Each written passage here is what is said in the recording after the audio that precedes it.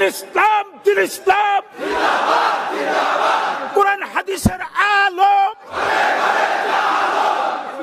আমাদের প্রিয় মাতৃভূমি বাংলাদেশ খুব সেন্সিটিভ অ্যান্ড ক্রুশাল একটা টাইম পার করছে। আমরা আমাদের প্রিয় মাতৃভূমির জন্য আজকের কেপটাউনের বাইতুল কুদস মসজিদ থেকে, মসজিদুল কুদস থেকে দোয়া করি আল্লাহ তাআলা আমার প্রিয় মাতৃভূমি বাংলাদেশকে হেফাজত করুক। যেটাতে আমার দেশের কল্যাণ, যেটাতে আমার দশের কল্যাণ, আল্লাহ তাআলা সেই ফয়সালা করুক। বাংলাদেশে চাকরির বাজার মন্দা, ব্যবসা করতে গেলে অনেক ঝক্কি ঝামেলা, নিরাপত্তা, এটা সেটা অনেক কিছু বিবেচনা করে আমাদেরকে থাকতে হয়। তার বিপরীতে এখানে আল্লাহ তাআলা আপনাদেরকে প্রতিষ্ঠিত করেছেন। অনেকে এই দেশের ন্যাশনালিটি পেয়েছেন, সাউথ আফ্রিকান ন্যাশনালিটি পেয়েছেন। তারপর ব্যবসায় আপনারা ভালো করছেন, রিজিকের 10 ভাগের 9 ভাগ আল্লাহ ঢুকিয়ে দিয়েছেন ব্যবসার ভেতরে, আলহামদুলিল্লাহ।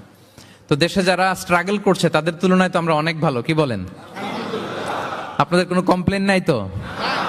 সব সময় কি বলবেন? আলহামদুলিল্লাহ বললে আল্লাহ তাআলা নেয়ামত আরো বাড়িয়ে দিবে।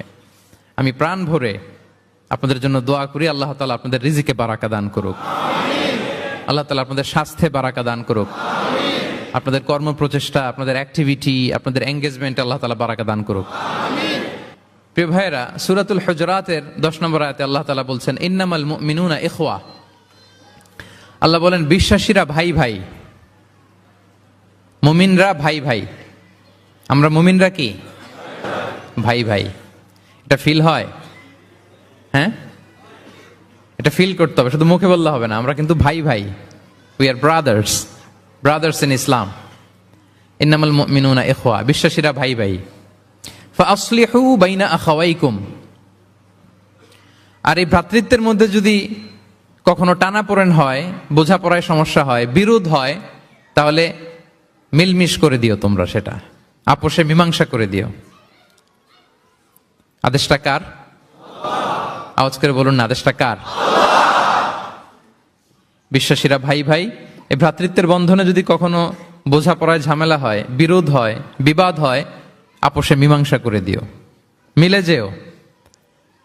আর ওয়াত্তাকুল্লাহ, আল্লাহকে ভয় করো, লাআল্লাকুম তুরহামুন, তাহলে তোমরা অনুগ্রহ প্রাপ্ত হবে। এই আয়াতটাকে ঘিরে কিছু বার্তা আজকে এই কেপটাউনের এই প্রোগ্রামে আমি শেয়ার করবো ইনশাআল্লাহ। তাহলে প্রথম মেসেজ হচ্ছে আমরা ভাই ভাই, উই অল আর ব্রাদার্স। মুমিনরা ভাই ভাই, আওয়াজ করে বলুন, মুমিনরা আমরা ভাই ভাই। পৃথিবীতে ভ্রাতৃত্ব, ব্রাদারহুড, এটা অনেক ধরনের। 1 নম্বর ভ্রাতৃত্ব হচ্ছে আল উখুয়া আল ইনসানিয়া, মানবিক দিক থেকে ভাই। যারাই মানুষ তারাই ভাই, কারণ আমাদের আদি পিতার নাম, আদিমাতা Adam and Eve. We came from the very same source, same origin. একটা জায়গা থেকে আসছে। সবার বাপ যদি একজন হয়, সবার মা যদি একজন হয়, তো আমরা সবাই কি? সুবহানাল্লাহ পড়বেন না? তাহলে ভ্রাতৃত্বের একটা রূপ হচ্ছে আল উখুয়া আল ইনসানিয়া, মানবিক দিক থেকে ভাই। সেই হিসেবে হিন্দু আমার ভাই, খ্রিস্টানও আমার ভাই, বৌদ্ধ আমার ভাই, নাস্তিক আস্তিক সবাই আমার ভাই। এটা হলো ভ্রাতৃত্বের একটা ধরন। ভ্রাতৃত্বের আরেকটা ধরন হচ্ছে আল উখুয়া আন নাসাবিয়া, বংশীয় ভাই, বংশের সম্পর্ক বা রক্তের সম্পর্ক। যেমন আমার চাচাতো ভাই, খালাতো ভাই, আরো ক্লোজে গেলে আমার আপন ভাই, মায়ের পেটের ভাই, এক রক্তের ভাই, ঠিক কিনা বলেন? এটা গেল 2 নাম্বার, এটা রক্তের সম্পর্ক। তাহলে একটা হচ্ছে মানবিক দিক থেকে সম্পর্ক ভাইয়ের, সবাই ভাই ভাই। আরেকটা হচ্ছে বংশীয় বা রক্তের সম্পর্ক, আমার সিবলিং, শাকিক, আমার আপন ভাই। 2টা গেল। 3 নাম্বার হচ্ছে আল উখুয়া আদ-দীনিয়া, দ্বীনি ভাই। আর আমরা এটা নিয়েই কথা বলছি, আল উখুয়া আদ-দীনিয়া। ইন্নামাল মুমিনুনা ইখওয়াতুন, মুফাসসিরিন ইকরাম বলেছেন ইয়ানি ইখওয়াতুন ফিদ-দীন। মুমিনরা ভাই ভাই হচ্ছে 3 নাম্বার সেন্সে, আমরা দ্বীনি ভাই। আমি আপনাদের কাউকে দেখি নাই, আমাকে হয়তো সোশ্যাল মিডিয়ায় দেখেছেন, কিন্তু সরাসরি হয়তো দেখেন নাই। কিন্তু এই যে আমাদের ভ্রাতৃত্ব, এটা দ্বীনি ভ্রাতৃত্ব, দ্বীনি ভাই। আমরা কি ভাই? এবং ইন্টারেস্টিংলি এই দ্বীনি ভাই বা দ্বীনি ভ্রাতৃত্ব আগের 2টার চেয়ে মজবুত। কখনো কখনো এটা রক্তের সম্পর্ককেও ছাড়িয়ে যায়। সুবহানাল্লাহ পড়েন। বদরের যুদ্ধে এই পাশে কুরাইশরা মানে মুশরিকরা, এই পাশে মুমিনরা। এমনও হয়েছে রাসূল সাল্লাল্লাহু আলাইহি ওয়াসাল্লামের পক্ষে মুমিনদের ওখানে এক ভাই আর আবু জাহেলের সাথে আরেক ভাই, দ্বন্দ্ব সংঘাত। এই ভাই ওই ভাইকে হত্যা করেছে দিনের কারণে। তার মানে দ্বীনি ভ্রাতৃত্ব এটা এত মজবুত, এটা মাঝে মাঝে রক্তের সম্পর্ককেও ছাড়িয়ে ছাপিয়ে উপরে উঠে যায়। আল্লাহু আকবার। তাহলে আমাদের সম্পর্কটা হচ্ছে এরকম মজবুত সম্পর্ক। প্রিয় ভাইরা, আমরা সবাই দ্বীনি ভাই। আওয়াজ করে বলুন, কি ভাই? এবং আমাদের দৃষ্টান্ত দিয়েছেন বিষ্ণু ইসা ইসলাম। তিনি বলেছেন, তোমরা সবাই দ্বীনি ভাইয়েরা সবাই মিলে এক দেহ এক প্রাণ। আওয়াজ করে বলুন, এক দেহ এক প্রাণ। শুধু মুখ দিয়ে বললেই হবে, এটা ফিল করতে হবে। আমরা সবাই এক দেহ এক প্রাণ। বিষ্ণুই বলেন, মাসালুল মুমিনিনা ফি তাওয়াদ্দিহিম ওয়া তারাহুমিহিম ওয়া তাআতুফিহিম মাসালুল জাসাদ। মুমিনদের ভালোবাসা সম্পর্ক, এটার দৃষ্টান্ত হচ্ছে পারস্পরিক ভালোবাসার সম্পর্ক হচ্ছে কামাসালিল জাসাদ। এটা একটা দেহের মতো। আমরা সবাই মিলে এক দেহ। দেহের কোনো অঙ্গ যদি ইনজুর্ড হয়, সারা দেহ যেমনি কষ্ট পায়, বিশ্বের কোথাও আমার কোনো দ্বীনি ভাই যদি কষ্ট পায়, আমাদের প্রত্যেকের হৃদয়ের রক্তক্ষরণ ঘটে। চিল্লায় বলেন ঠিক কিনা? আপনার পা কেটে গেছে, এখন আমরা কি এরকম ভাবি যে পা গেছে তো কি হয়েছে, পাই না, কষ্ট পাবে, সারা দেহ তো ওকে। ব্যাপারটা কেমন? দেখবেন পা কেটে গেলে রাতে ঘুম আসে না, ওইটার ব্যথায় জ্বর চলে আসে। এরকম আছে না নাই? এই জন্য বিষ্ণু ইসলাম বলেছেন, মাসালুল জাসাদ, একটা দেহ, দেহের এক অঙ্গ ইনজুর্ড হলে যেমনি সারা দেহ কষ্ট পায়, পুরো দেহটা রাত জেগে থাকে, জ্বর এসে যায়, তেমনি গোটা বিশ্বের কোনো প্রান্তে, কোনো জনপদে, কোনো এলাকায় কোন মুসলিম ভাইয়ের যদি কষ্ট হয়, সেটা আমাদের হৃদয়ে যেয়ে লাগে। ঠিক কিনা বলেন? ফিলিস্তিনের ভাইরা যদি কাঁদে, আমাদের ভালো লাগে? কাশ্মীরের ভাইরা যখন গৃহহীন হয়, আমরা এটা সহ্য করতে পারি? মিয়ানমারে আমার মুসলিম ভাইরা যখন নির্যাতিত হয়, আমরা কি এটা মেনে নেই? কারণ এক দেহ এক প্রাণ। আওয়াজ করে বলুন, এক দেহ এক দেহ। এটা মনে রাখতে হবে, আমরা এক দেহ এক প্রাণ। এবং বিষ্ণু ইসা ইসলাম বলেছেন যে আমাদের সম্পর্কটা হচ্ছে রোহামা উবাইনাহুম। এই যে এত বলার পর এরপরও ভিডিও করে মোবাইল দিয়ে, ভলান্টিয়াররা স্টপ করে দিবেন। এবং বিষ্ণু ইসা ইসলাম এটাকে এত গুরুত্ব দিয়েছেন, আমরা যদি কোরআনের দিকে তাকাই, আল্লাহ তাআলা বলেছেন আমাদের সম্পর্কটা হচ্ছে রোহামা উবাইনাহুম। রোহামা, একে অপরের প্রতি আমরা সফট হার্টেড, রহম দিল, একে অপরের প্রতি সফট হার্টেড। কোরআনের অন্য জায়গায় এসেছে বুনিয়ানুম মারসুস, সীসা ঢালা প্রাচীরের মতো আমাদের সম্পর্ক। সুবহানাল্লাহ পড়বেন না? কখনো কখনো হাদিসে এসেছে এক ভাই হচ্ছে আরেক ভাইয়ের মিরআতুল মুমিন। এক মুমিনের জন্য আরেক মুমিন হচ্ছে আয়না। আয়নার সামনে দাঁড়ালে দেখা যায় যে আমার এখানে একটা দাগ, তারপর আয়নার সামনে দাঁড়ালে আমাকে ঠিক করে নেওয়া যায়, গুছিয়ে নেওয়া যায়। তার মানে আমার সমস্যা, আমার ভুল, আমার খুঁত, আমার স্পট, এটা আয়না বলে দেয়। মুমিনরাও এরকম, এক ভাই আরেক ভাইকে সংশোধন করে দেয়। সুবহানাল্লাহ পড়েন। এবং কোরআন কখনো কখনো আমাদেরকে বলেছে যে ওয়ায়ুসিরুনা আলা আনফুসিহিম ওয়ালাউ কানা বিহিম খাসাসা। ভ্রাতৃত্বের সম্পর্কটা এমন হবে যে নিজের প্রয়োজনের চেয়েও মুমিন ভাই তার অন্য ভাইয়ের প্রয়োজনকে গুরুত্ব দিবে। পড়েন সুবহানাল্লাহ। আমার প্রয়োজন, তারপর আমি না নিয়ে আমার ভাইকে দিব। এরকম নিদর্শন আমাদের মধ্যে আছে না নাই? আপনারা ইয়ারমুকের যুদ্ধের নাম শুনেছেন। হিজরি 15 সালের কথা। বিষ্ণু ইসা ইসলাম এর ইন্তেকালের 4-5 বছর পরের ঘটনা। ওমরে ফারুক রাদিয়াল্লাহু তাআলা আনহু, উনি হচ্ছেন তখন আমাদের খলিফা, the second caliph of Islam, আমিরুল মুমিনিন, খলিফাতুল মুসলিমিন। তো ইয়ারমুকের যুদ্ধে আল্লাহ তাআলা আমাদেরকে বিজয় দান করেছিলেন। কিন্তু এমনি এমনি বিজয় আসে নাই, এমনি এমনি আসে নাই। একের পর এক সাহাবারা আহত হয়েছেন, নিহত হয়েছেন, মানে শহীদ হয়েছেন।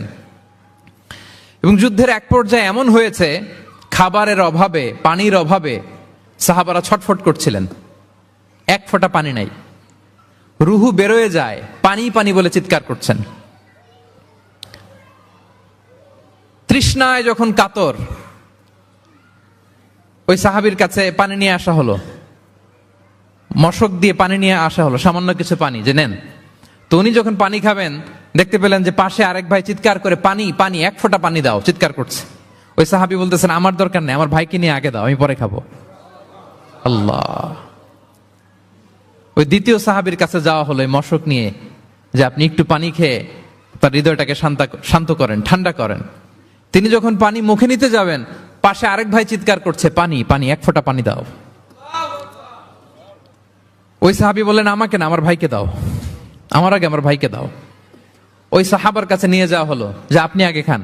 ওই সাহাবীর কাছে পানির মশক নিয়ে যেতে যেতেই উনি শহীদ হয়ে গেলেন।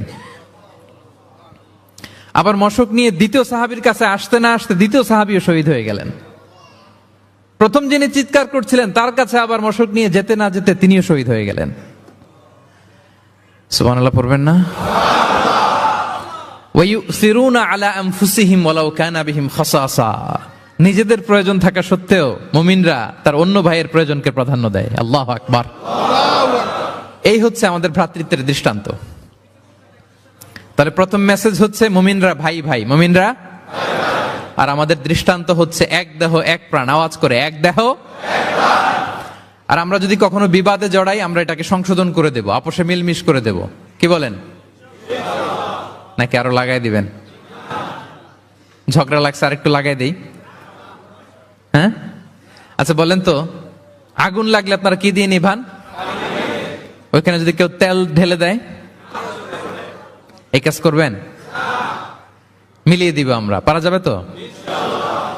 প্রিয় ভাইয়েরা, ইউনিটির কোনো বিকল্প নাই, সংঘবদ্ধ থাকার বিকল্প নাই, সুসম্পর্কের কোনো বিকল্প নাই। আজকে যদি আপনি সমাজের দিকে তাকান, দেখবেন আমাদের সম্পর্কগুলো নষ্ট হয়ে যাচ্ছে পারস্পরিক। বাবার সাথে ছেলের সম্পর্ক ভালো না, বৌমার সাথে শাশুড়ির সম্পর্ক ভালো না, ভাইয়ের সাথে ভাইয়ের সম্পর্ক ভালো না, মামাকে দেখলে ভাগিনা সালাম দেয় না, আছে না নাই? চাচার সাথে ভাতিজার সম্পর্ক ভালো না, স্ত্রীর সাথে স্বামীর সম্পর্ক ভালো না। কত রিপোর্ট যে আমাদের কাছে আসে। নেতার সাথে কর্মীর সম্পর্ক ভালো না, এরকম আছে না নাই? তাহলে আমাদের মধ্যে সম্পর্কের টানা পড়েন, গ্যাপ, এটা আছে না নাই বলেন? এই সম্পর্কের টানা পড়েনের জন্য আমরাই দায়ী। এর কারণ হচ্ছে আমরা সম্পর্কগুলোর যত্ন নেই না। আপনি যদি একটা গাছ লাগান, লাগিয়ে যদি রেখে দেন, এটা বাঁচবে? এটা কি করতে হয়? পরিচর্যা করতে হয়, যত্ন নিতে হয়, সার দিতে হয়, পানি দিতে হয়, নিড়ানি দিতে হয়, আগাছা পরিষ্কার করতে হয়। তার মানে গাছ লাগালে এটার যত্ন নিতে হয়। কথা বুঝতে পেরেছেন? আমাদের এই যে সন্তান, ওদেরকে যদি আপনি এমনি ছেড়ে দিয়ে রাখেন, মানুষ হবে না তারা, তাদের যত্ন নিতে হয়, ফলে মানুষের মতো মানুষ হয়। ঠিক কিনা বলেন? তো আমরা সব কিছু টেক কেয়ার করি, যত্ন নেই, কিন্তু আমাদের সম্পর্কগুলোর যত্ন নেই না। এজন্য পারস্পরিক সম্পর্কগুলোর যত্ন নিতে হবে আমার ক্যাপটাউনের ভাইয়েরা, যাতে সম্পর্কগুলো নষ্ট না হয়। কি বলেন? যত্ন নিবেন? যত্ন নিবেন? হ্যাঁ। এখন আজকে আমি এই ড্যামেজ রিলেশনশিপ কিভাবে জোড়া লাগাবেন, সম্পর্কের কিভাবে এটা ফিক্স করবেন, সম্পর্ককে কিভাবে টিকিয়ে রাখবেন, যত্ন নিবেন, এটার কিছু ইসলামিক ফর্মুলা আপনাদের সাথে শেয়ার করবো ইনশাআল্লাহ। সবাই বলুন ইনশাআল্লাহ। কিভাবে আমাদের মধ্যে আন্তরিকতা বাড়বে, ঘনিষ্ঠতা বাড়বে, হৃদ্যতা বাড়বে, এটার ইসলামিক ফর্মুলা 10টা ফর্মুলা শেয়ার করবেন ইনশাআল্লাহ। জানতে মনে চায়? আচ্ছা ইনশাআল্লাহ। তাহলে শুরু করছি, কি করে আমরা আমাদের সম্পর্কগুলোর যত্ন নিব, কি করে আমাদের পারস্পরিক হৃদ্যতা, ভালোবাসা, আন্তরিকতা বাড়াবো, এ ব্যাপারে কোরআন এবং সুন্নাহ আমাদেরকে কি বলে। এক নম্বরে প্রিয় ভাইরা, এক নম্বরে কোরআন আমাদেরকে আমাদের পারস্পরিক হৃদ্যতা, ভালোবাসা বাড়ানোর জন্য যে গাইডলাইন দেয়, সেটা হচ্ছে দেখা হলেই সালাম দাও। দেখা হলেই কি? সালাম। সালাম দিলে সম্পর্ক বাড়ে। আলহামদুলিল্লাহ পড়বেন না? কোরআন বলছে, ফাইদা দাখালতুম বুয়ুতান ফাসাল্লিমু আলা আনফুসিকুম তাহিয়াতাম মিন ইনদিল্লাহি মুবারাকাতান তাইয়্যিবা।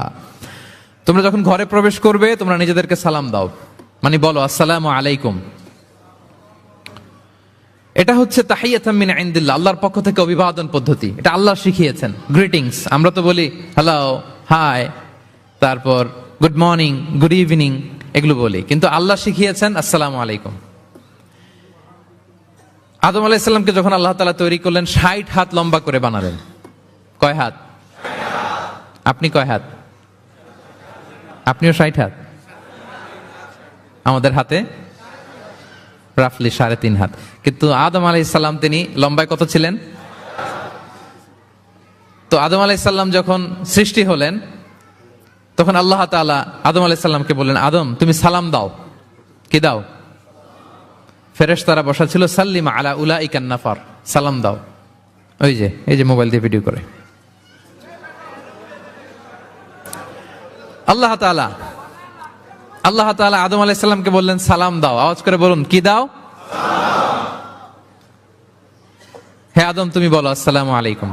আদম আলাইহিস সালাম বললেন আসসালামু আলাইকুম। তা আল্লাহ বললেন, এটা তোমার এবং তোমার পরবর্তী পৃথিবীতে যারা আসবে তোমাদের অভিবাদন পদ্ধতি, গ্রিটিং, স্যালুটেশনস দেয়ার সিস্টেম। কেন বললেন? কারণ শয়তান অহংকারের কারণে বিতাড়িত হয়েছে। আল্লাহ চান যে আদম আলাইহিস সালাম যেন বিতাড়িত না হন। বিষ্ণু বলেন, আল বাদিউ বিস সালামি বারিউম মিনাল কিবর, যে আগে আগে সালাম দেয় তার হৃদয় থেকে অহংকার টেনে ছেড়ে ফেলে দেয় কে? আগে সালাম দিবেন, আপনার হৃদয় অহংকার মুক্ত হয়ে যাবে। তা আল্লাহ তাআলা চাইলেন ইবলিশ যেই ভুল করেছে আদম যেন সেটা না করে, আদমের হৃদয় যেন আগে থেকে অহংকার মুক্ত থাকে। তাই সৃষ্টির পরে আল্লাহ তাআলা আদম আলাইহিস সালামকে বললেন, আদম তুমি সালাম দাও। পড়েন আল্লাহু আকবার। তাহলে পারস্পরিক ভালোবাসা, হৃদ্যতা বাড়ানোর 1 নম্বর পদ্ধতি হচ্ছে সালাম। 1 নম্বর পদ্ধতি কি? আগে দিবেন না পরে? অনেকে বসে থাকে যে আমার আগে দেখ। আমি তো বাইরে দেখলাম খুব ঠান্ডা, কিন্তু এখানে এত ক্রাউড, এখন তো ঘামতেছি রীতিমতো। থাক প্রিয় ভাইয়েরা, অসুবিধা নেই, থাক। আগে দিবেন না পরে? বাসায় যে এখন আসতে হয়ে গেছে সাউন্ড। হ্যাঁ আচ্ছা, ভাবিরাও উপরে আছে। দুই পক্ষে আমার ব্যালেন্স করে বলতে হবে। ভাবিরা ট্রাই করবেন, ভাবিরা যেন আগে দিতে পারেন, আর ভাইরা আপনারাও ট্রাই করবেন, আপনারা যেন আগে দিতে পারেন। সালাম নিয়ে আমরা কম্পিটিশন করব, কে কার আগে দিতে পারে, ঠিক কিনা? আমি আপনাদেরকে আবারও সালাম দিচ্ছি, আসসালামু আলাইকুম ওয়া রাহমাতুল্লাহ। তাহিয়াতাম মিন ইনদিল্লাহি মুবারাকাতান তাইয়্যিবা, আল্লাহর পক্ষ থেকে এর অভিবাদন, মুবারাকা, বরকতময়, তাইয়্যিবা এটা পবিত্র বাণী, শান্তির বাণী। অনেকে বলে হুজুর ঘরে শান্তি নাই। ঘরে তো শান্তির বাণী তো আপনি ঢুকানি না, ঘরে আসবে কোত্থেকে? শান্তির পায়গাম তো ঢুকাতে হবে, আর শান্তির পায়গামের নাম হচ্ছে সালাম। শান্তির পায়গামের নাম কি? তাহলে ঘরে সালামের চর্চা। আপনি ভাবিকে দিবেন, ভাবি আপনাকে দিবে। আপনি বাচ্চাকে দিবেন, বাচ্চা আপনাকে দিবে। সবাই সবাইকে আগে দেওয়ার চেষ্টা করবো, নাকি বসে থাকবেন? পারবেন? ঠিক আছে। তাহলে পারস্পরিক সম্প্রীতি, হৃদ্যতা, ভালোবাসা বাড়ানোর 1 নম্বর ফর্মুলা হচ্ছে সালাম। 1 নম্বর ফর্মুলা। আমি কিন্তু জিজ্ঞেস করবো আবার শেষে, এজন্য কান দুটো খরগোশের কানের মতো খাড়া করে আমার দিকে তাকিয়ে থাকুন। 1 to 1, brain to brain. Mobile নাই, ভিডিও নাই, ক্যামেরা নাই, শুধু এভাবে চাতক পাখির মতো তাকিয়ে থাকেন, দেখবেন যে সিনা বা সিনা এলেম আসছে এইভাবে, হৃদয় থেকে হৃদয়ে, নাকি মোবাইল থেকে মোবাইলে? এখন তো মোবাইল থেকে মোবাইলে এলম এসেছে, সিনা থেকে সিনা, 1 to 1, ব্রেন টু ব্রেন। তাহলে হৃদ্যতা, সম্পর্ক, ভালোবাসা এটা বাড়ানোর 1 নম্বর ইসলামী ফর্মুলা কি? এবং বিষ্ণু ইসলাম বলেছেন, এই সালাম যদি দাও তাহলে তোমাদের পারস্পরিক ভালোবাসা বাড়বে। তিনি বললেন, আওয়ালা আদুল্লুকুম আলা শাইইন ইযা ফাআলতুমুহু তাহাব্বাবতুম। হে সাহাবীরা, আমি কি তোমাদেরকে একটা টিপস শিখাই দিব না, যেটা করলে তোমাদের মধ্যে ভালোবাসা বাড়বে? সাহাবারা বললেন, অবশ্যই শিখাবেন। বিষ্ণু ইসলাম বললেন, আফশুস সালামা বাইনাকুম, যদি চাও নিজেদের ভালোবাসা বাড়ুক তো বেশি বেশি সালাম দাও। সরাসরি বিষ্ণু ইসলাম এটাই বলেছেন। নিজেদের মধ্যে ভালোবাসা বাড়াতে চাইলে কি দিবা? সালাম দিবা। তাহলে 1 নম্বর ফর্মুলা আমরা জেনে গেলাম। আমাদের হৃদ্যতা, ভালোবাসা এটা বাড়াতে চাইলে আমরা সালাম দিব। অনেকদিন ধরে কথা বলেন না, ভুল করছেন আপনি, সালাম দিবেন, আপনি শুরু করবেন। অনেকে বলে আমি করব কেন, ভুল তো সে করছে, দোষ তো ওর, আমি কথা কমু কেন? এরকম অভিমান আছে না? এই অভিমান আর গো ধরে বসে থাকবেন? আর আওয়াজ করে বলেন, থাকবেন? বরং কি করবেন? তাহলে গেল ভালোবাসা, হৃদ্যতা, সম্পর্ক ভালো করার প্রথম পদ্ধতি হচ্ছে সালাম। আমরা সালাম দিব পরস্পরকে। গেল 2 নাম্বার টিপস বা ফর্মুলা হচ্ছে স্মাইলিং ফেসে থাকা, মানে মুচকি হাসির একটা ভাবে থাকা সব সময়। এটা সুন্নাহ। মুচকি হাসি। কি হাসি? প্রিয় ভাইরা খেয়াল রাখবেন, হাসি এটা কিন্তু ইতিবাচক ভাবে সংক্রামক, মানে এটা ছড়ায়। আমি হেসে হেসে কথা বললে শ্রোতাও একটু হাসি খুশি ভাব, আমি গোমরামুখ, আপনারাও গোমরামুখ, এরকম হয় না? এবং দেখবেন যে সব সময় একটু স্মাইলিং ফেসে থাকে তাকে সবাই পছন্দ করে। কথা বলেন ঠিক কিনা? হাসি এটা পজিটিভলি সংক্রামিত হয়, ছড়ায়, অন্যকে প্রভাবিত করে, এবং মানসিক স্বাস্থ্যের সাথে হাসির সম্পর্ক আছে। যারা গোমরামুখ থাকে এরা অসুস্থ থাকে বেশি, আর যারা হাসি খুশি থাকে এরা সুস্থ থাকে বেশি। এজন্য হাসবেন তো, নাকি চেহারা গোমরা করে রাখবেন? এই দেখছেন সবার মধ্যে একটা হাসি হাসি ভাব চলে আসছে, আলহামদুলিল্লাহ বলেন।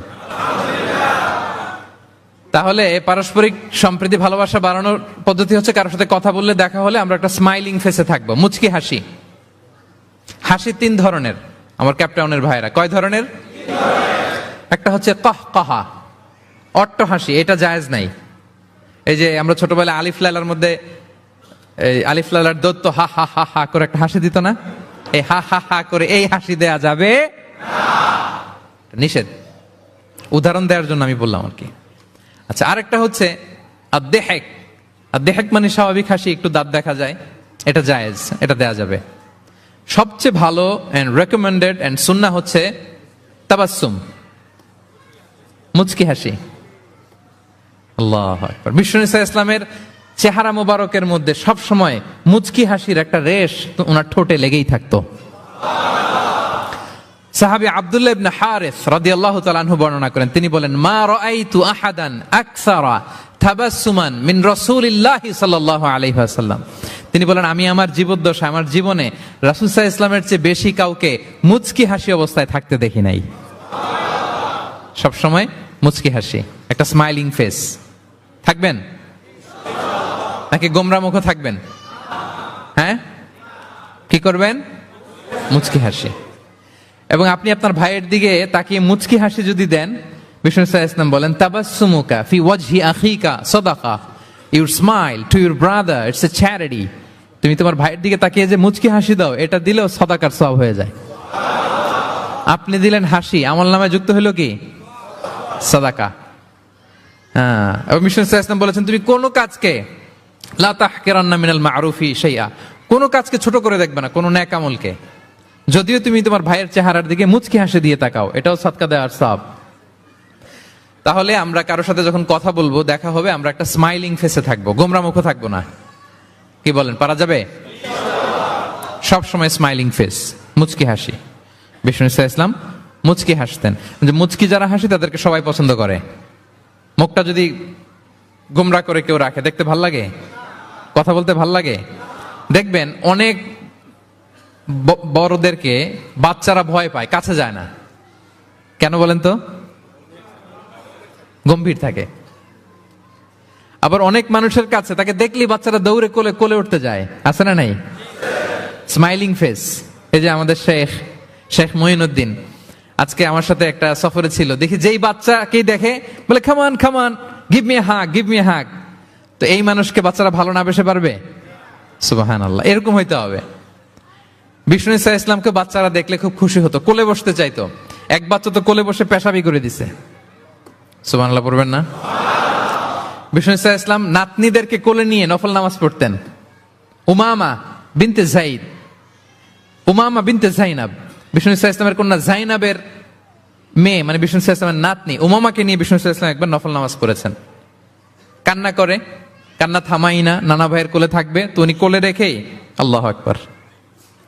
রুকু দেওয়ার সময় পাশে রেখে রুকু, সেজদা, ওঠার সময় আবার কাঁদতেছে, তা আবার কোলে নিয়ে আবার কেরাত। সুবহানাল্লাহ। তো আমরা সবাই স্মাইলিং ফেসে থাকবো আজকে থেকে, ক্যাপটাউনের ভাইয়েরা। একসাথে আওয়াজ করে বলুন, ইনশাআল্লাহ। হৃদ্যতা, ভালোবাসা বাড়ানোর টিপস কয়টা বললাম? 1 নম্বরে সালাম, 2 নম্বরে মুচকি হাসি। দেখছেন সবাই মুচকি হাসি দিয়ে আস। আচ্ছা, 3 নাম্বার হচ্ছে কাউকে ওয়েলকাম করা। কেউ যদি আপনার সাথে দেখা করতে আসে, তাকে ওয়েলকাম করা, আহলান ওয়া সাহলান বলা। হ্যাঁ, একজন আসছে আপনার বাড়িতে মেহমান, আপনি কথাই বলেন না, কথা নাই, সালাম নাই, কিছু নাই, যে চা দিতেছেন, ওনার ঠেকা পড়ছে চা খাবে না, আর জায়গা নেই ওনার চা খাওয়ার দুনিয়াতে। না, এটা করবেন না। আপনি এগিয়ে যাবেন, সালাম দিবেন, মুসাফা করবেন, মুআনাকা করবেন, খোঁজ খবর নিবেন, ওয়েলকাম জানাবেন, literally welcome.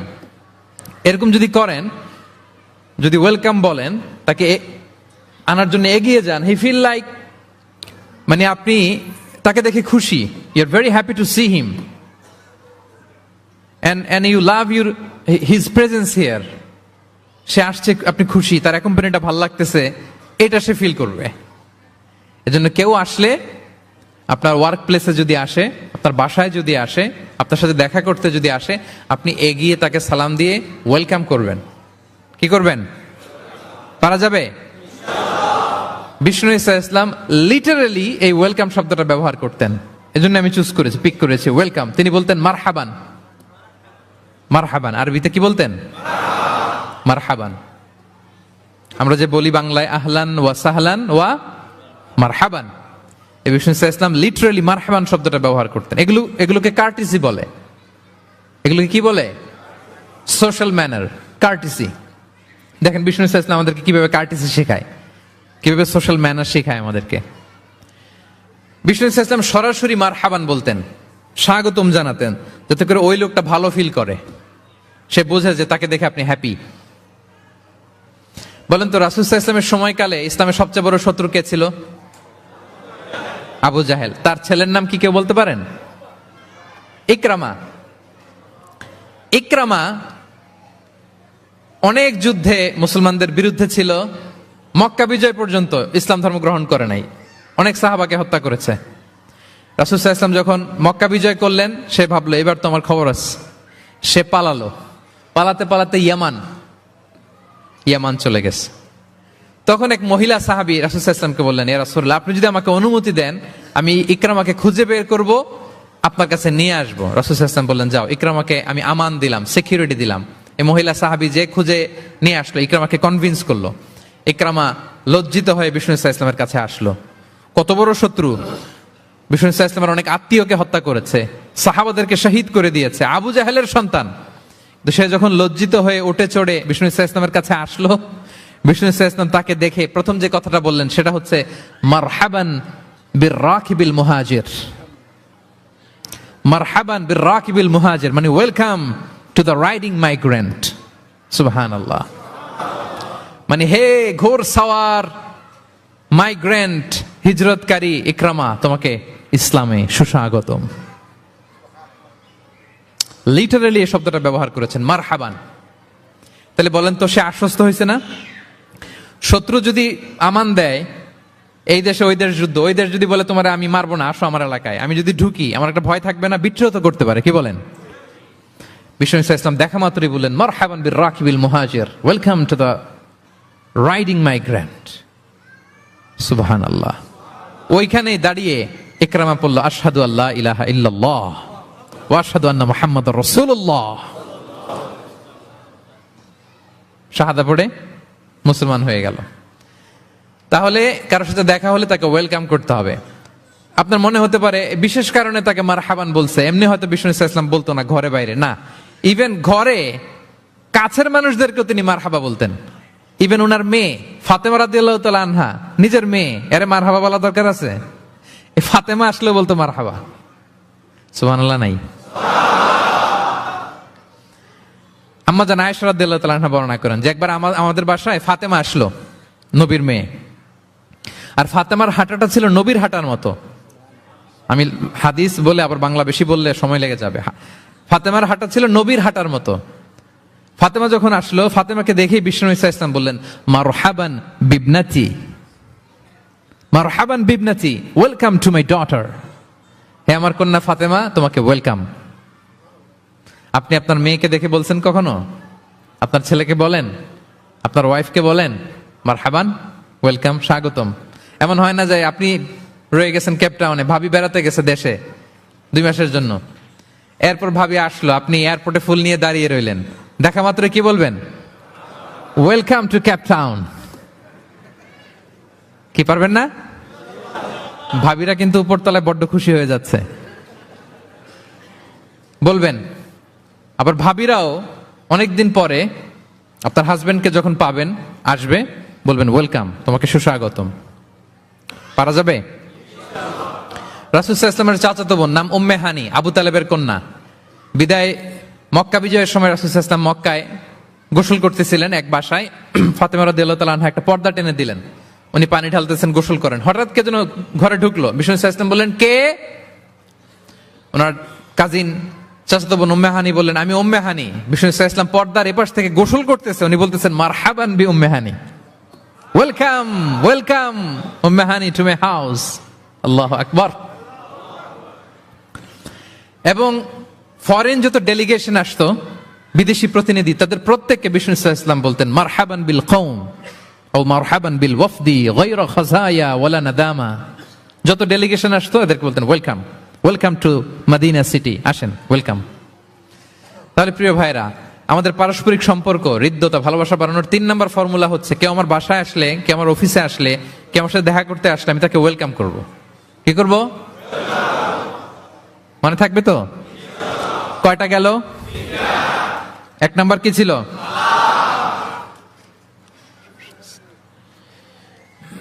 2 number, 3 number welcome. আচ্ছা, আপনাদের কষ্ট হচ্ছে? 4 নাম্বার হচ্ছে ভালোবাসার হৃদ্যতা বাড়ানোর 4 নাম্বার পদ্ধতি হচ্ছে, কারো কোনো ভালো গুণ দেখলে ওটা এপ্রিসিয়েট করা। যদি আমার বিপক্ষ দলের কেউ ভালো কিছু করে, আমরা ওইটাও বলতে চাই না, এরকম আছে না নাই? কারণ আমার দল করে না তো, বলতে চায় না, তাই না? কেন বলে না? আমার দল করে না। এদেরকে বলে দলান্ধ। ভালো একটা কাজ করছে, আমার মতের না, মতান্ধ, এটা এপ্রিসিয়েট করে না। এটা ভুল, এটা আপনি সুন্নাহ ব্রেক করছেন।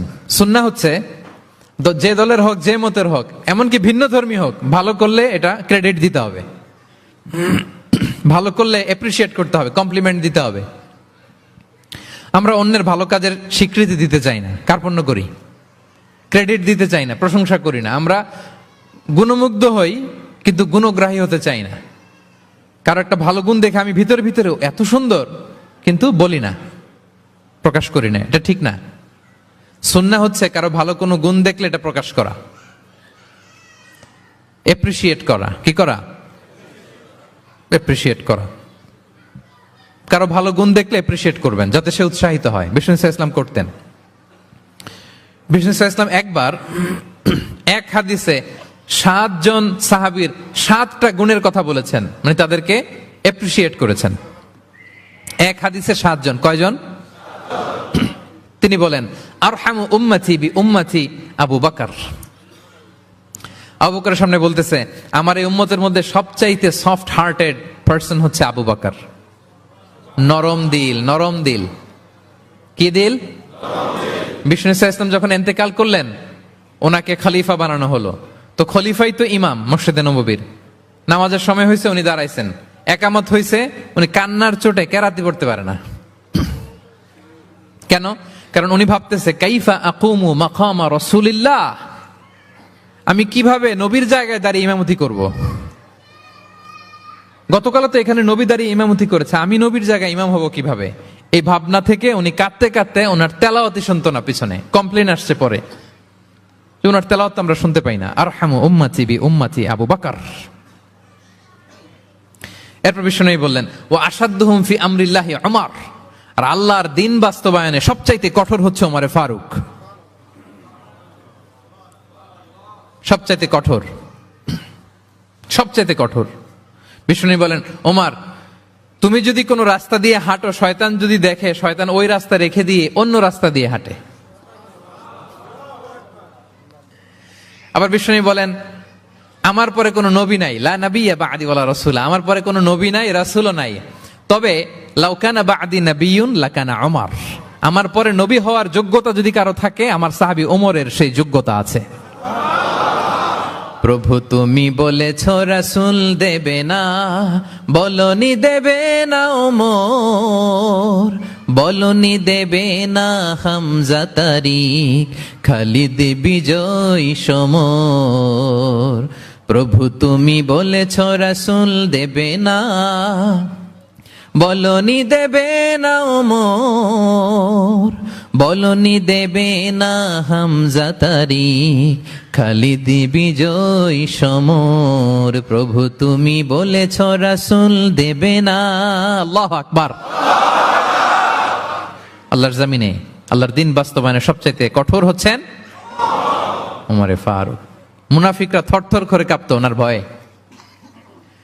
আমাদের দেশে বাচ্চারা যদি না খায়, রাতের বেলা বাচ্চারা খেতে চায় না, তো মায়েরা ভয় দেখায় খাও, এই খাও, নাহলে কিন্তু বিড়াল আসবে, কুকুর আসবে। কুকুর বললে খুব আমার ছোট মেয়েটাও ভয় পায়, কুকুরের আওয়াজ শুনলে ভয় পায়।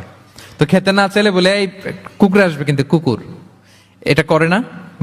বাচ্চাদেরকে খাওয়াতে গেলে যখন জ্বালাতন করে খেতে চায় না, মায়েরা কি বলে, এই ভূত আসবে, এই কুকুর আসবে।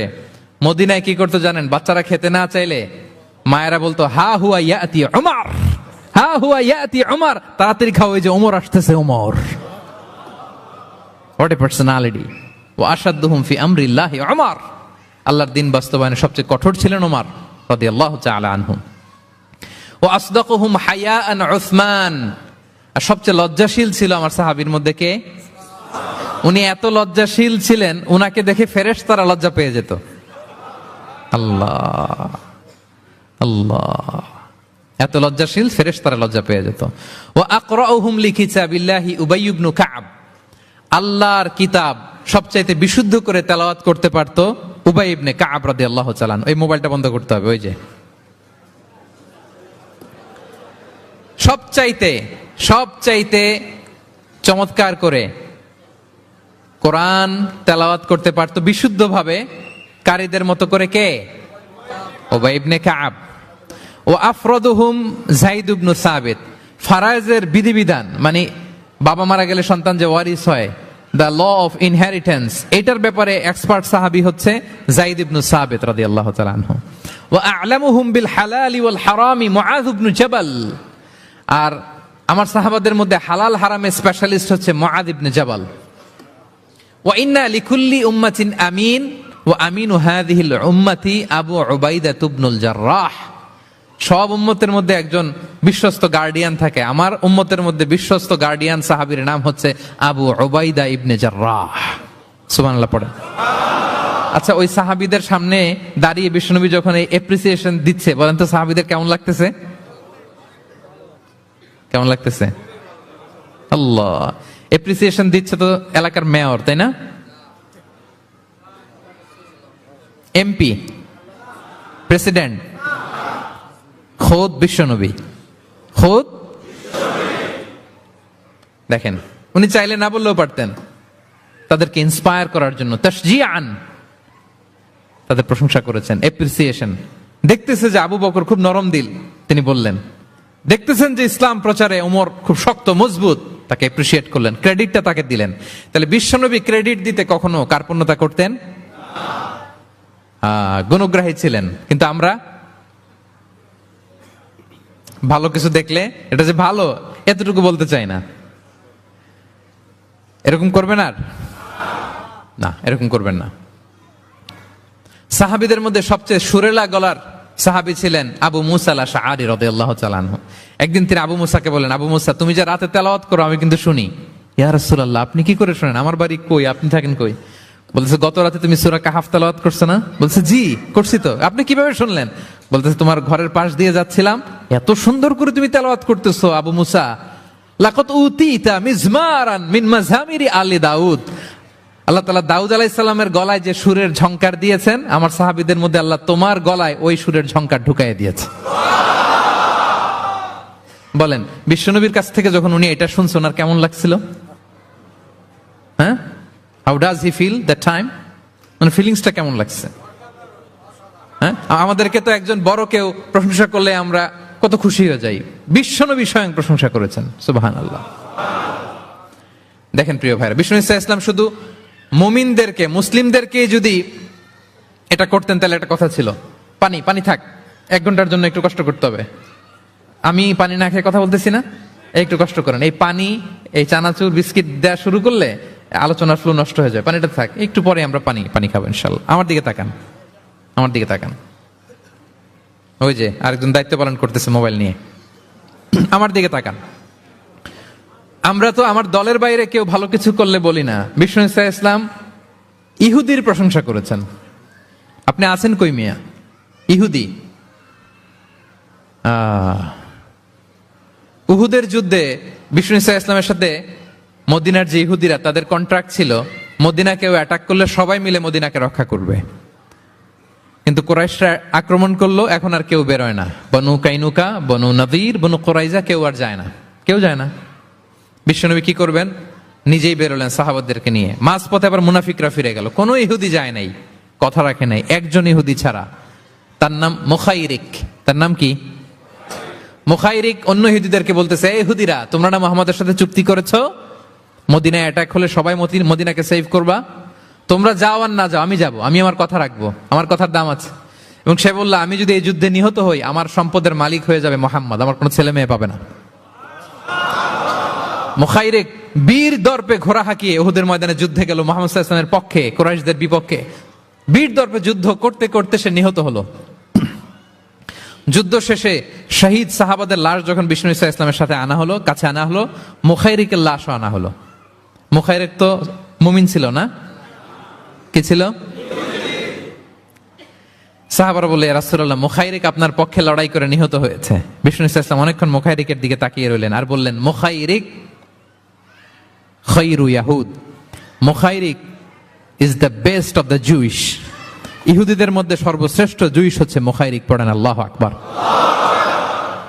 Appreciation, giving credit to others. মুখাইরিক হচ্ছে the best of the Jewish. জুইশদের মধ্যে সবচেয়ে শ্রেষ্ঠ মানুষ হচ্ছে মুখাইরিক। সে কথা রেখেছে। চিন্তা করেন, অমুসলিম, ইহুদি, তারপরেও তার যে ভালো গুণ, এটা স্বীকার করতে বিশ্বনবী কার্পণ্যবোধ করেন? ক্রেডিট দিতে কোনো দেরি করেন? তাহলে এই যে অ্যাডমায়ার করি না, আমরা কাউকে প্রেজ করি না, প্রশংসা করি না, এটা বাজে অভ্যাস। এটা থেকে আমাদের বেরিয়ে আসতে। ভালো করলে ভালোকে ভালো বলবেন, সাদাকে কালোকে, ভালোকে মন্দকে বলবেন, অ্যাপ্রিসিয়েট করবেন।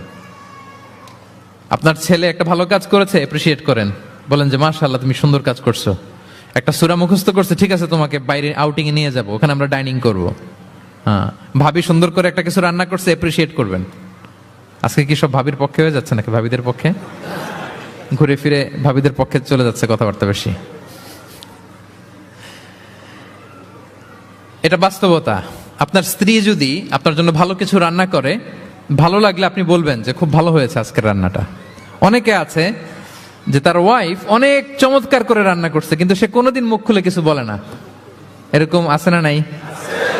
এমনটা করবেন না। এবং অনেক হাজবেন্ড হয়তো স্ত্রীর জন্য অনেক কিছু করে, গিফট এনে দেয়, অনেক স্ট্রাগল করে, অনেক কিছু করে, কিন্তু স্ত্রী মুখ ফুটে হাজবেন্ডকে বলে না। এটা বলবেন, মুখ ফুটে বলবেন আজকে থেকে, এপ্রিসিয়েট করবেন, ভালো দেখলে এটা ভালো বলবেন, ক্রেডিট দিবেন। আমার ক্যাপটাউনের ভাইরা, পারা যাবে? কয়টা গেল? 1 নম্বরে, 2 নম্বরে মুচকে আসে, 3 নম্বরে, 4 নম্বরে অ্যাপ্রিসিয়েশন। আচ্ছা, 5 নম্বরে, 5 নাম্বার হচ্ছে কল্যাণ কামনা করা, অন্যের ওয়েল উইশিং, অন্যের কল্যাণ কামনা করা সব সময়, থাকলেও, সামনে থাকলেও, না থাকলেও কল্যাণ কামনা করা। অনেকে সামনে সামনে অনেক ভালো, ভাই আপনি যে কত ভালো মানুষ, আপনারে ছাড়া আমার চলেই না, আপনি মানে অনেক ভালো, এই এলাকায় আপনার মতো ভালো মানুষ আর নাই। মানে সামনে আপনি অনেক ভালো, আপনি দাতা, আপনি সমাজসেবক, আপনি শ্রেষ্ঠ মানুষ, কিন্তু দূরে চলে গেলে আর নাই, তার বদনাম, তার ব্যাপারে অন্যদের কান ভারী করে, আরে উনি তো এমন একটা লোক, বুঝছেন, কি আর বলবো, বইলে আর লাভ নাই, পারি না ভাই ওনার সাথে, আর পারা যায় না। এরকম আছে না নাই? তার মানে সামনে সামনে খুব আপনি ভালো ভালো বললেন, কিন্তু সে যখন অনুপস্থিত তখন না। এটা তো শুভকামনা হয় না, এটা হয়েছে মুমিনদের শুভকামনা উপস্থিত অবস্থাতেও, অনুপস্থিত অবস্থাতেও। আলহামদুলিল্লাহ বলেন। এজন্য বিষ্ণু বলেন দ্বীন ও আন-নাসিহা, দিন হচ্ছে আন-নাসিহা মানে কল্যাণ কামিতা। দিন মানে কল্যাণ কামিতা, সবার জন্য, আপনি গুড উইশ করবেন, কল্যাণ কামনা করবেন, ওয়েল উইশিং করবেন, শুভকামনা জানাবেন, সামনে থাকলেও দূরে থাকলেও। বিষ্ণু সাল্লাল্লাহু আলাইহি ওয়াসাল্লাম বলেন, লিল মুমিনি আলাল মুমিনি সিত্তু খিসাল, এক মুমিনের উপর আরেক মুমিনের 6টা দায়িত্ব। এর মধ্যে একটা হচ্ছে ওয়া ইয়ানসাহু লাহু ইযা গাবা আও শাহিদা, সে তার শুভকামনা করবে, উপস্থিত থাকলেও করবে, অনুপস্থিত থাকলেও করবে। সুবহানাল্লাহ পড়েন। সামনেও যেমনি করবেন, দূরে গেলেও করবেন। অন্যের জন্য শুভ কামনা করলে এটা ফিরে নিজের দিকে আসে, এটা খেয়াল রাখেন। এটা একটা লাইফ হ্যাকস শেয়ার করতেছি, আজীবন কাজে লাগবে। অন্যের জন্য যেটাই ভালো কামনা করবেন এটা ঘুরে আপনার দিকে আসবে।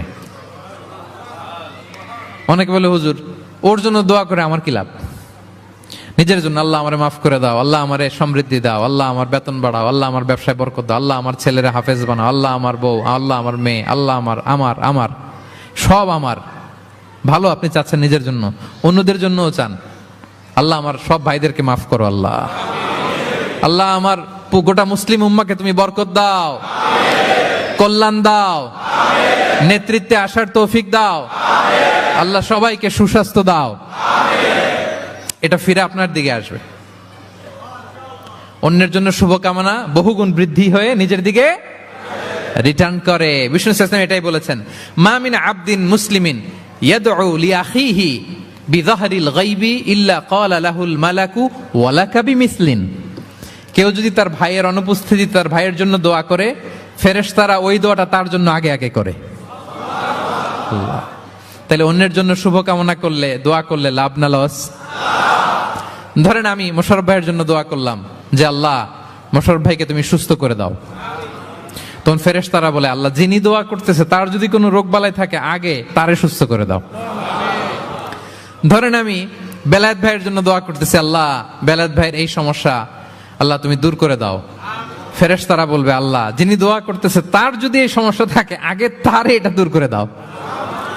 ধরেন আমি দোয়া করলাম আল্লাহ আমার এই ভাই, আল্লাহ সে গরিব, তার অর্থের বড্ড অভাব, দারিদ্রতা, আল্লাহ তুমি আমার ভাইয়ের দারিদ্রতা দূর করো। ফেরেশতারা বলে ওয়ালাকা বিমিসলিন, তোমার জন্য এটা, মানে আল্লাহ যিনি দোয়া করতেছে তার যদি অর্থের প্রয়োজন থাকে আগে তার দারিদ্রতা দূর করে দাও। তাহলে বলেন তো অন্যের জন্য দোয়া করলে লাভ না লস? অন্যের জন্য ভালো দোয়া করলে এটা নিজের দিকে আসে। কিসের দিকে আসে? তাহলে শুভ কামনা 5 নম্বরে কি? আচ্ছা, 10টার মধ্যে কয়টা বলে ফেলছি? ক্লান্ত হচ্ছেন না তো আপনারা? শুভকামনা নিয়ে একটা গল্প বলে আমি 6 নম্বরে যাচ্ছি। এক লোক মাগরিবের নামাজের আগে তার বন্ধুর জন্য দোয়া করতেছে, আল্লাহ আমার বন্ধুকে তুমি একটা সুন্দরী, রূপবতী, গুণবতী, নেককার, মুতিয়া, কানেতা, জামিলা, রায়া, একজন রূপবতী নেককার স্ত্রী দাও আল্লাহ। কতদিন ধরে তার বিয়েটা ঝুলে আছে, আল্লাহ তুমি ব্যবস্থা করে দাও, সুন্দরী, নেককার, আল্লাহওয়ালা। তো সে তো তার বন্ধুর জন্য প্রাণ ভরে দোয়া করতেছে, আর তার স্ত্রী ওয়াইফ পাশেই ইফতারি রেডি করতেছিল। এই দোয়া শুনে মহিলা তো তেলে বেগুনে জ্বলে উঠছে, দৌড়ে আসে বলছে, এই তুমি কিসের দোয়া করো, রাখো। সে বেচারা মোনাজাতের মধ্যে তো ভরকে গেছে, ভয় বলে কি হইলো, আমি তো দোয়া করতেছি আমার বন্ধুর জন্য।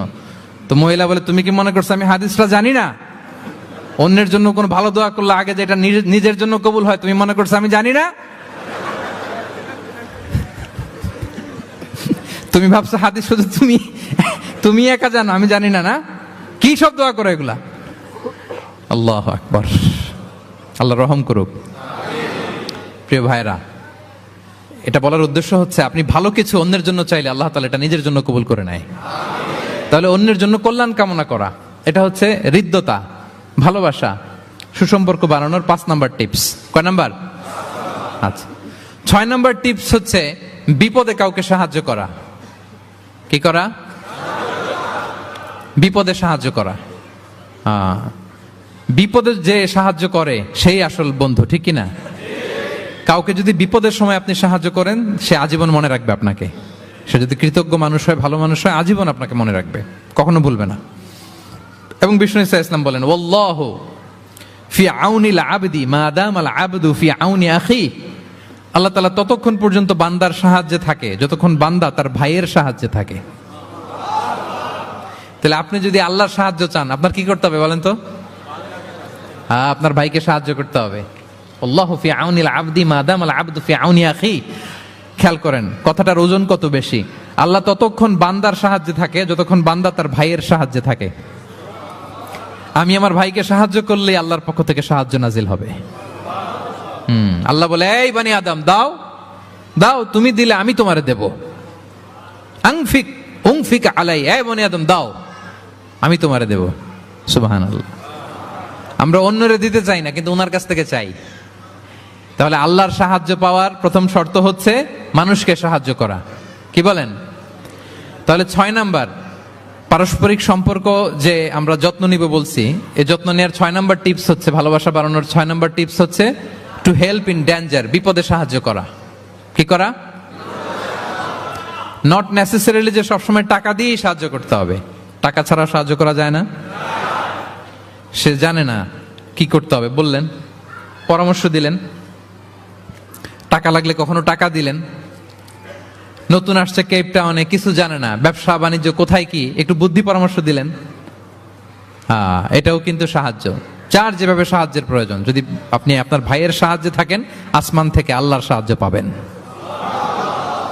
বিষ্ণু ইসলাম নবী হওয়ার আগে ওনার 5টা স্পেশাল কোয়ালিটি ছিল। কয়টা? এর মধ্যে 2টা এই পয়েন্টের সাথে যায়। সেটা হচ্ছে, আর এটা বলছে ওনার খোদ স্ত্রী, প্রথম স্ত্রী, বিষ্ণুর প্রথম স্ত্রীর নাম খাদিজাতুল কুবরা তাহেরা রাদিয়াল্লাহু তাআলা আনহা। কারো ব্যাপারে যদি সঠিক তথ্য জানতে চান, তার ওয়াইফকে নক করবেন, মানে তার স্ত্রীর কাছ থেকে রিপোর্ট নেবেন, আসলটা পেয়ে যাবেন।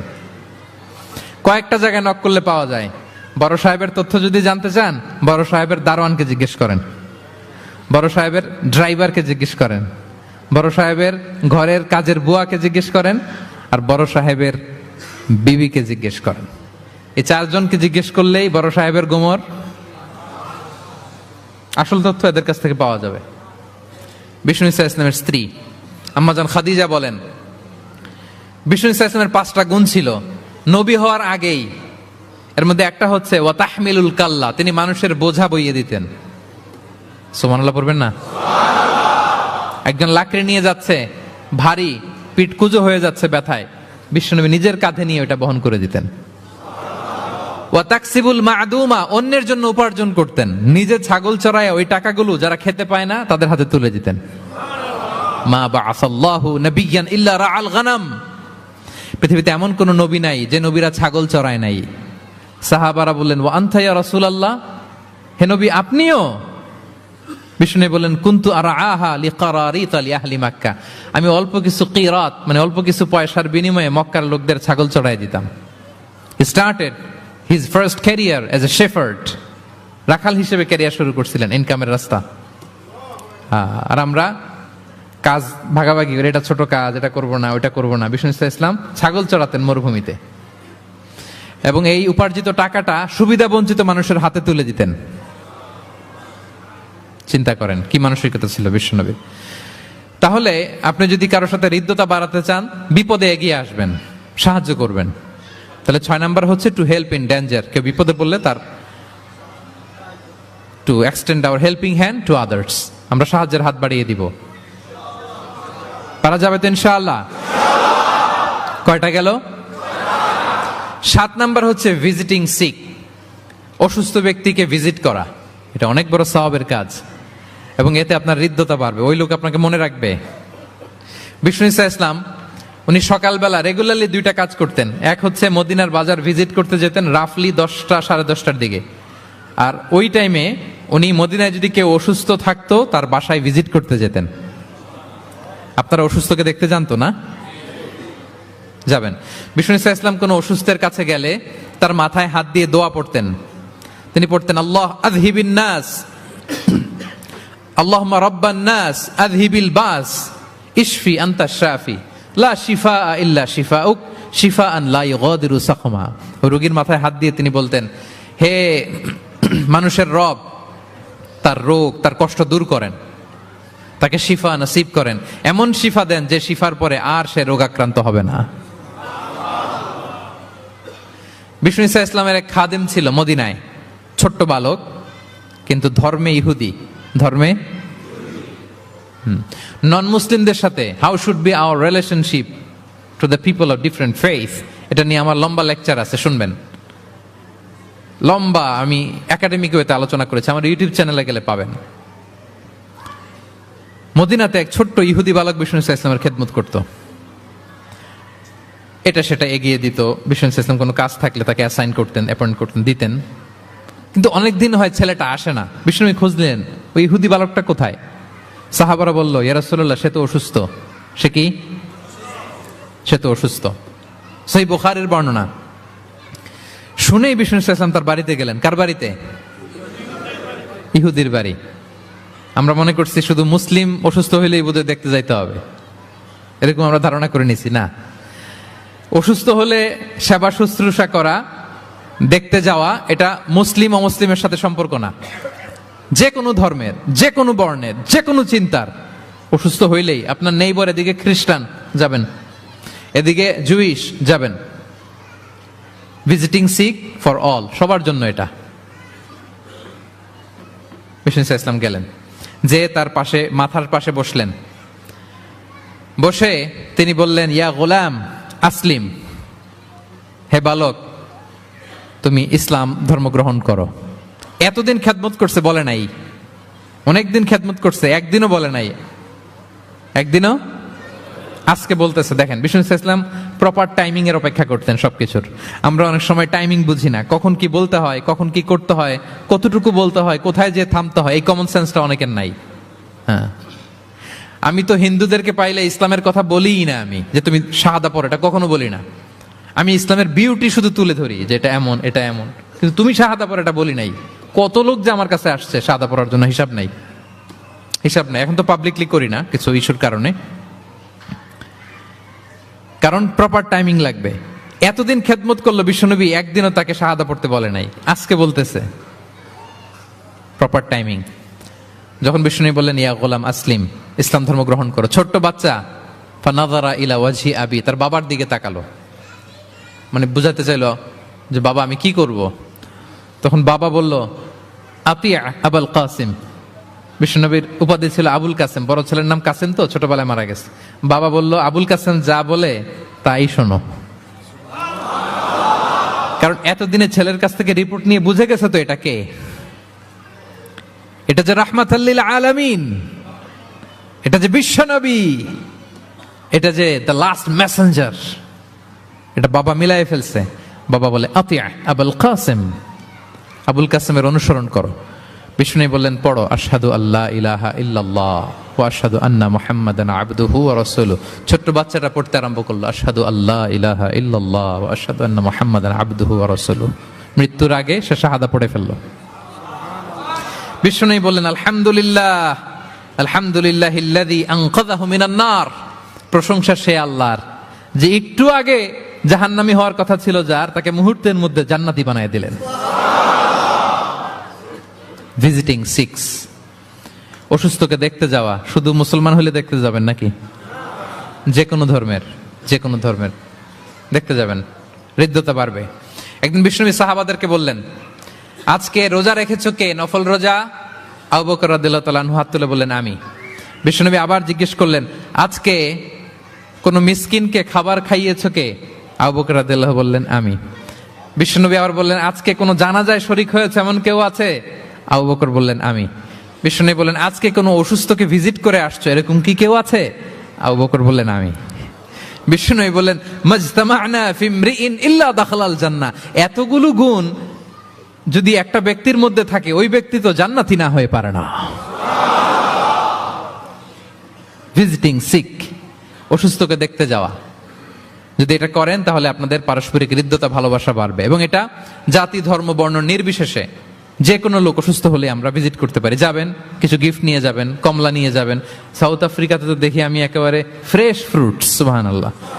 আমি যেখানেই গেছি কোনো ফরমালিন নাই, তাজা, টাটকা, ফ্রেশ, এত সুন্দর স্মেল, এত সুন্দর টেস্ট এটার, আলহামদুলিল্লাহ। বস্তা ভরে ফল নিয়ে দেখতে যাবেন, পারা যাবে তো? 7 নম্বরে কি ছিল? ভুলে গেছি। ভিজিটিং 6, অসুস্থ কে দেখতে যাওয়া। পারবেন? পারবেন? কয়টা হইল? আর বাকি রইল কয়টা? কষ্ট হচ্ছে? মনোযোগ আছে না গেছে? তাকবীর পড়ুন, আল্লাহু আকবার।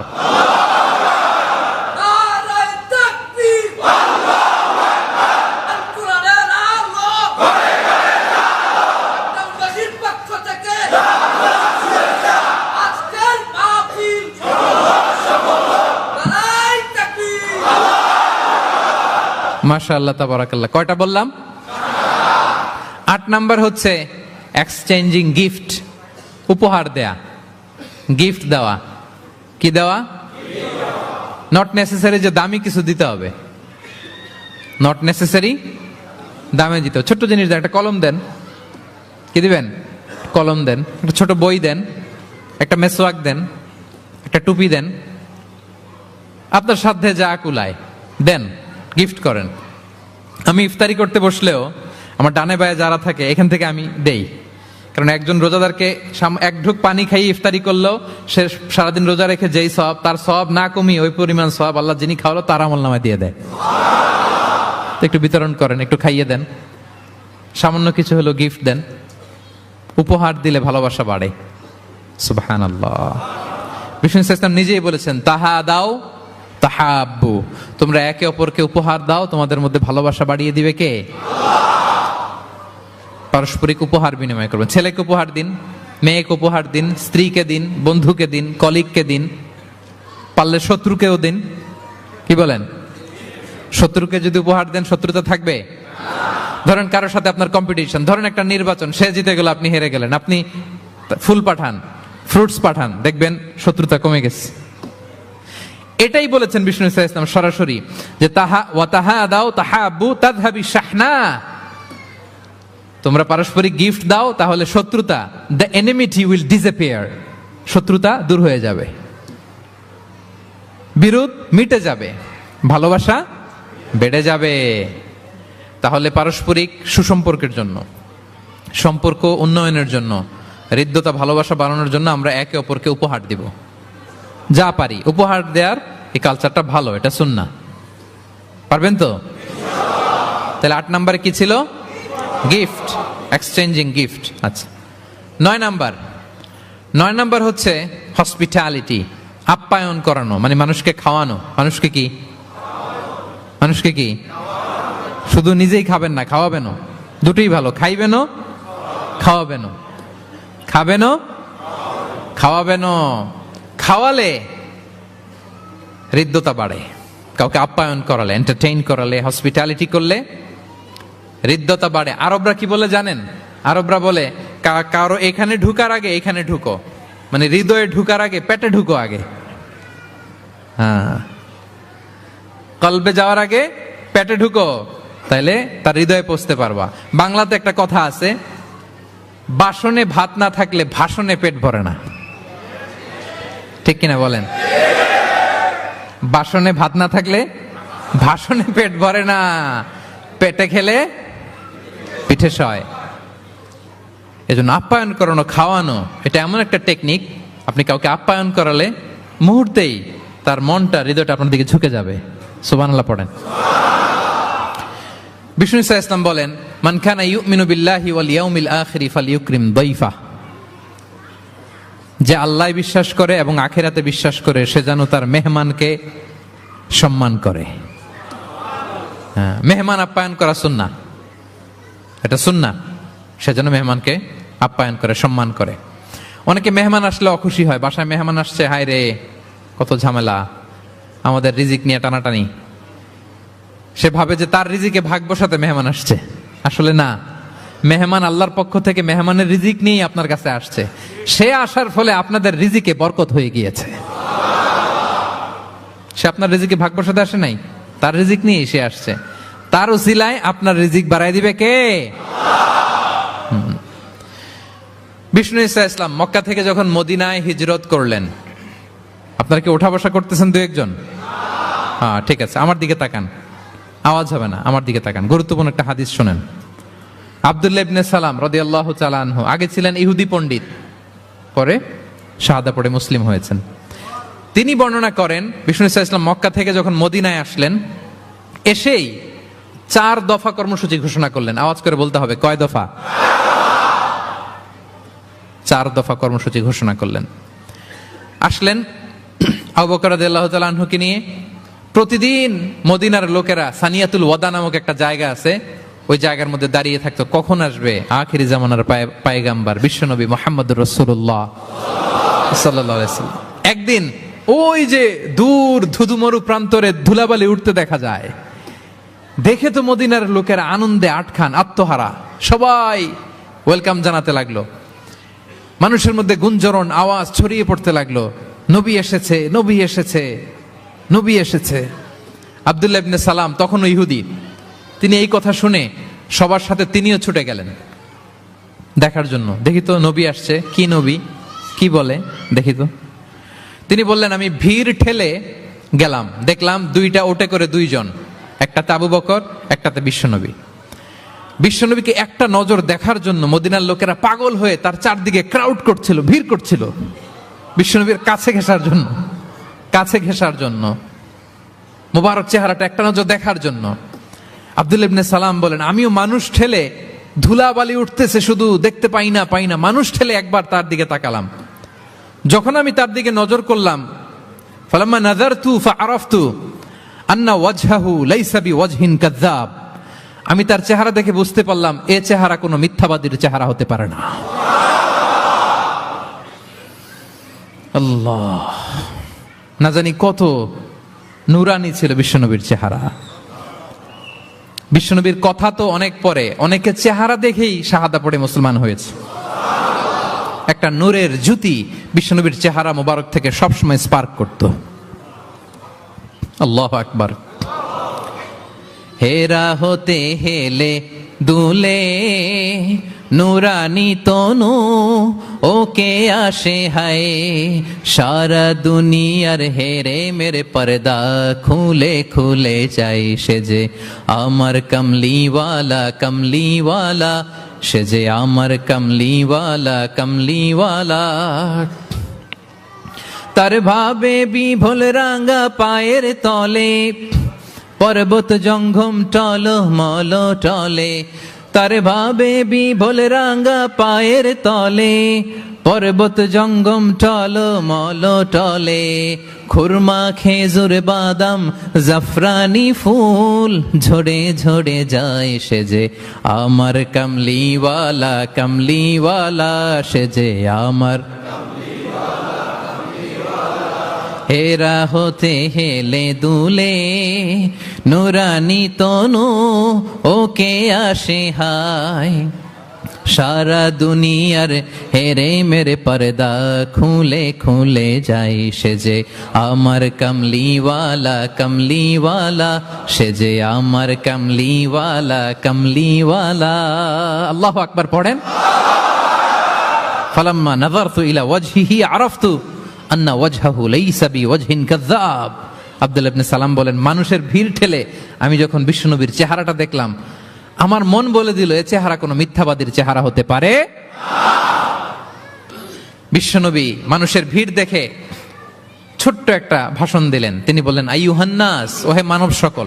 4 দফা কর্মসূচির ঘোষণা। তিনি বললেন, আইয়ুহান নাস আফশুস সালাম, বেশি বেশি সালাম দাও, ওয়া আতঈমুত তাআম, বেশি বেশি মানুষকে খাবার খাওয়াও, ওয়াসিলুল আরহাম, আত্মীয়তার বন্ধনকে অটুট রাখো, ওয়াসাল্লু বিল লাইলি ওয়ান নাসু নিয়াম, মানুষ যখন ঘুমিয়ে থাকে রাত জেগে সালাত পড়ো, তাদখুলুল জান্নাতা বিসালাম, তাহলে সহজে শান্তিতে আল্লাহর জান্নাতে ঢুকে যাবে।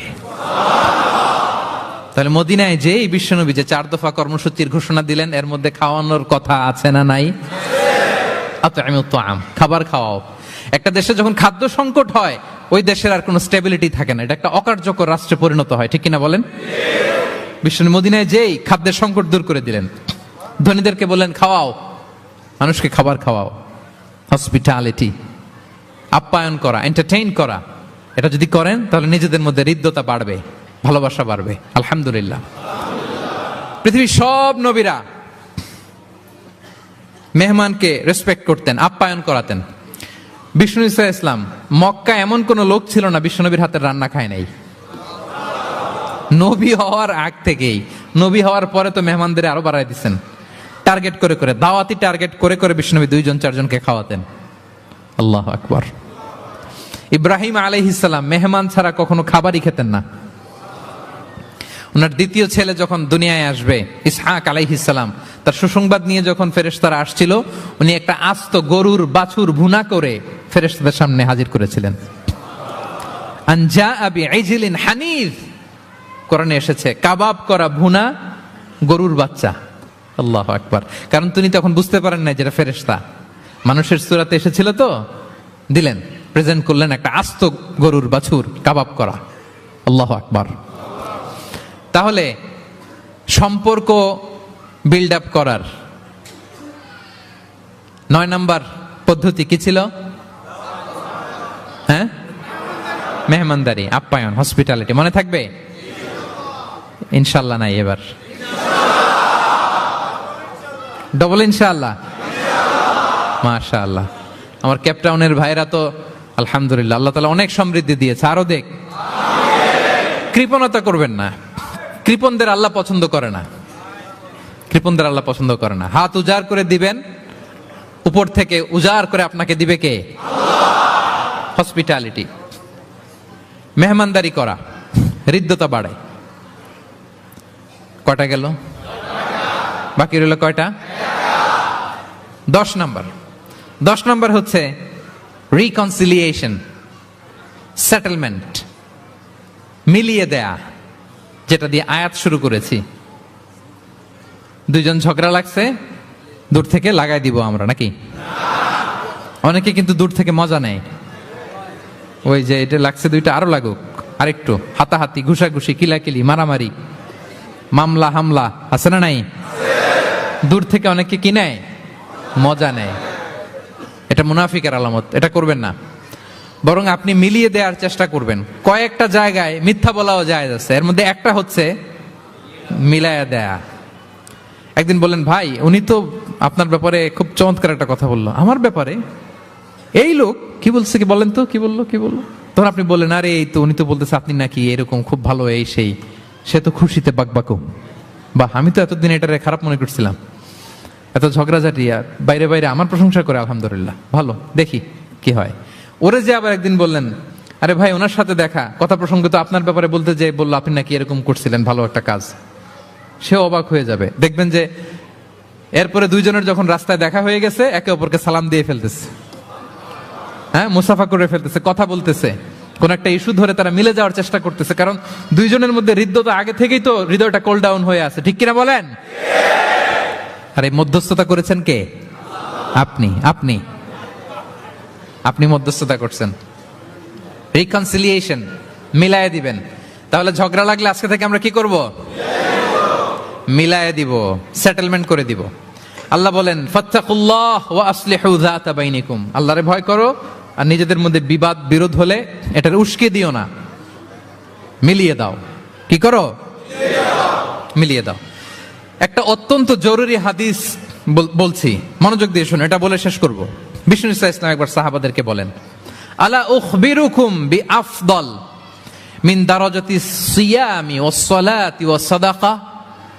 সাহাবাদেরকে বলেন, ও সাহাবারা, নামাজের চেয়েও, রোজার চেয়েও, দান খয়রাতের চেয়েও একটা বড় ইবাদত আছে, এটা কি আমি কি তোমাদের বলবো না? সাহাবারা তো অবাক, নামাজের চেয়েও বড় ইবাদত, রোজার চেয়েও বড়, দানের চেয়েও বড়। ক্বালু বালা ইয়া রাসূলুল্লাহ। সাহাবারা বললেন, অবশ্যই হে নবী, হ্যাঁ আপনি বলেন সেটা কি? বিষ্ণু ইসলাম বললেন, ইসলাহু যাতিল বাইন, বিবাদমান দুই গ্রুপকে মাঝখান দিয়ে যে মিলিয়ে দেয়া। নামাজের চেয়েও বড়, রোজার চেয়েও, সাদাকার চেয়েও বড়, মিলায়া দেওয়া। আমরা মনে করি সেজদা দিতে দিতে কপালে দাগ ফেলে দিছি, এটাই তো বড় ইবাদত। এটা তো নিঃসন্দেহে বড় ইবাদত। আমরা মনে করি হজ করতে করতে শেষ করে ফেলতেছি, এটাই বড় ইবাদত। জিকির করতে করতে আমরা দিন রাত এক করে ফেলতেছি, এগুলো তো নিঃসন্দেহে ইবাদত। কিন্তু দুই ভাই বিবাদমান দুই গ্রুপের মধ্যে আপনি যদি মিলিয়ে দেন, এগুলো নফল রোজা, নফল দান, নফল সালাতের চেয়েও বেশি সওয়াবের কাজ। পড়েন সুবহানাল্লাহ। তাহলে এখন পকেটে পকেটে যদি দুই গ্রুপকে লাগতে দেখেন, কি করবেন? তারা যাবে? এদিকে 2-4 জন উঠছেন কেন আপনারা? আমি কি এখনো উঠছি? ওয়াশরুমে যাবে না? আর 2 মিনিট বসেন বসেন। তাহলে বিবাদমান দুই পক্ষকে মিলিয়ে দেয়া অনেক বড় সওয়াবের কাজ, এবং বিষ্ণু ইসা ইসলাম নিজে এই কাজটা করতেন। আমার ক্যাপ্টেনের ভাইয়েরা মিলিয়ে দিতেন। সেই বুখারীতে একটা বাব আছে, বাবু কওলিল ইমাম ইযহাবু বিনা নুসলিহ বাইনাহুম। বিষ্ণু ইসা ইসলাম ঝগড়া দেখলেই বলতেন ইযহাবু বিনা, আমাকে নিয়ে যাও, নুসলিহ বাইনাহুম, আমি মিলিয়ে দেব। কোবাপল্লীতে একবার 2 সাহাবীদের গ্রুপ ঝগড়া লাগছে। 2 সাহাবীদের গ্রুপ ঝগড়া লাগছে কোবাপল্লীতে। বিষ্ণু ইসা ইসলাম বললেন কোথায় ঝগড়া? কয় কোবায়। বিষ্ণু বলেন ইযহাবু বিনা, ঝামেলাকে আমারে নিয়ে যাও, নুসলিহ বাইনাহুম, আমি মিলাই দিব। সুবহানাল্লাহ। হি ওয়াজ এ ভেরি গুড মিডিয়েটর। মধ্যস্থতা করতেন পারতেন চমৎকার বিশ্বনবী। বিবাদমান দুই পক্ষকে মিলিয়ে দিতেন। আউস খাজরাজের 100 বছরের যুদ্ধ বিশ্বনবী মিলাই দিয়েছেন। সুবহানাল্লাহ পড়েন। তাহলে মধ্যস্থতা করা যাবে? হ্যাঁ, মধ্যস্থতা করবেন, মিলিয়ে দিবেন নাকি লাগাই দিবেন? আগুন লাগলে ঘি ঢালবেন, তেল ঢালবেন, কি ঢালবেন? মনে থাকবে? তাহলে যে আয়াত দিয়ে শুরু করেছিলাম সে আয়াত দিয়ে শেষ করি। ইন্নামাল মুমিনুনা ইখওয়া, বিশ্বাসীরা ভাই ভাই। ফাসলিহু বাইনা আখাওয়াইকুম, এই ভ্রাতৃত্বের মধ্যে বিবাদ হলে কি করো? মিলিয়ে দাও, কারণ তোমরা হচ্ছে ইখওয়াতুন ফিদ্দিন, দিনী ভাই। আর দিনী ভাইয়েরা এক দেহ এক প্রাণ, এক দেহ। ফাত্তাকুল্লাহ, আল্লাহকে ভয় করো। লাআল্লাকুম তুরহামুন, রহমতের বারিধারা নাজিল করবে কে? তাহলে সম্মানিত সুধী, আমাদের এই ভেঙে যাওয়া ভঙ্গুর সম্পর্কগুলোকে যেন আমরা জোড়া লাগাই। আমাদের পারস্পরিক হৃদ্যতা, ভালোবাসা, এগুলো বাড়ানোর জন্য ইসলামের দেয়া যে 10টা ফর্মুলা আজকে বলেছি, এগুলো যেন আমরা আমল করি। পারা যাবে? দেখি কয়জনের মনে আছে। 1 নাম্বার কি ছিল? 2 নাম্বার মুচকি হাসি, 3 number welcome, 4 number appreciation, 5 number শুভকামনা, ওয়েল উইশিং, 6 নাম্বার বিপদে সাহায্য করা, to help in danger, 7 number অসুস্থকে দেখতে যাও, visiting sick, 8 number exchanging gift উপহার দেয়া, 9 নাম্বার হসপিটালিটি মানে মেহমানদারি, 10 নাম্বার লাগিয়ে দেওয়া। মনে থাকবে? কয়দিন? সারা জীবন?